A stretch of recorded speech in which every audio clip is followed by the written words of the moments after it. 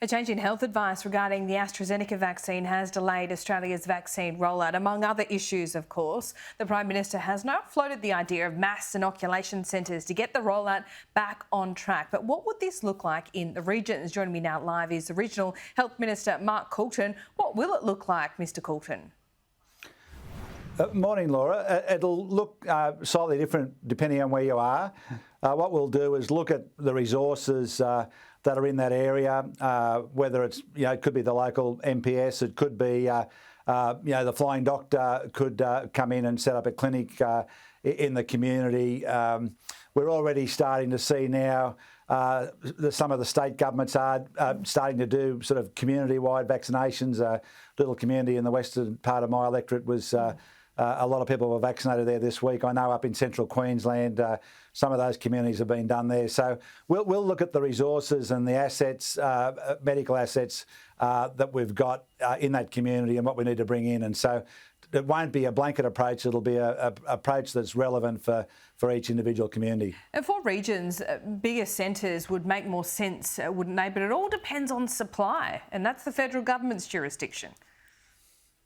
Yeah, so we're probably looking more towards the end of the year, and so I've in the last couple of weeks I've visited several GPs and Aboriginal Medical Services, respiratory clinics, and so they're getting a good response from people stepping up with the supply we have at the moment, and obviously with there's still 8 million Australians that are eligible to have the AstraZeneca vaccine, and so from what I can see, particularly in the regions, people are still taking that opportunity to have the vaccine. And then towards the end of the year, when we get the extra Pfizer coming in that's just recently been secured, then we're going to have to see larger numbers. But it makes sense in the early stages, Laura, because what we're doing now are people who are older, people who have vulnerable health conditions, and it's probably important that we are doing them in a pace that we can take more care. The GPs can oversee that. Yeah. And that's what we're seeing. I was talking to a GP yesterday, and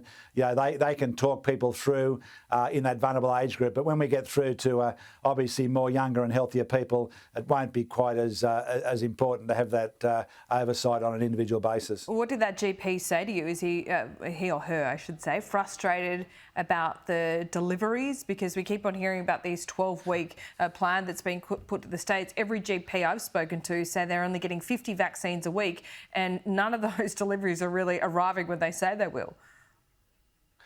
Look, that was certainly a couple of weeks ago that I was getting a lot of conversations like that, but the ones that I speak to now, I think they've got into a rhythm. The GP's saying that it's going well. People are taking the opportunity. Their practice is actually ringing people at the moment over 80 and organising a time for them to come in, and they know how many injections they have for the week, and they're working their practice around it. Obviously, they can do with some more, and as more supply comes online, that'll happen. But I think there was a lot of the frustration from the early couple of days is sort of behind them, and that we're into a better rhythm at the moment. And all the ones I've spoken to, obviously, not perfect, but I think it's running pretty well.